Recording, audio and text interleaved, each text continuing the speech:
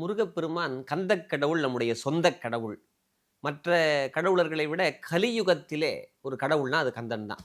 வேதத்திலேயே சொல்லுகிற போது என்ன சொல்றாங்கன்னா, இந்த காலத்திற்கு, இந்த யுகத்துக்கு இந்த ஒரு கடவுள் இருக்காருன்னா, அது முருகப்பெருமான் தான் அப்படின்னு சொல்லி பழமையான புராணங்கள் சொல்லியிருக்கு. அதனால இந்த யுகமே முருகப்பெருமானுடைய யுகமாக மாறிக்கொண்டு இருக்கிறது. எல்லாருமே முருகப்பெருமான தேடி போயிட்டு இருக்காங்க. ஏன் முருகனே தேடி வந்துகிட்டு இருக்காரு அப்படின்னு சொல்லலாம். அதனால முருகப்பெருமான் மீது பக்தி அதிகமாகிறது.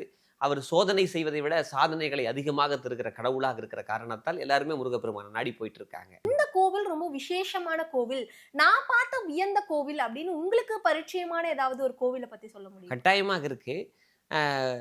முருகப்பெருமானுடைய ஆலயங்கள்ல அருணகிரிநாதர் பாடல் பெற்றிருந்தா அந்த தலம் உயர்வான தலம்.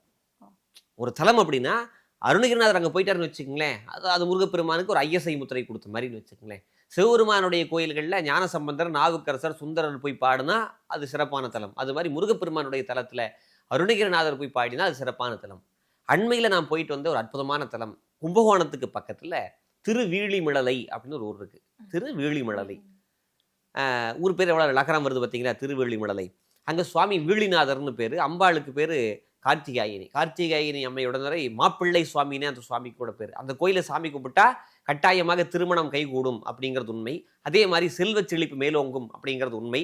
ஏன்னா அந்த ஊரில் பஞ்சம் வந்த காலத்தில் திருஞான சம்பந்தர் போய் சிவபெருமான் கிட்ட கேட்க பாட அவர் காசு நல்குவீர்னு கேட்கிறார்.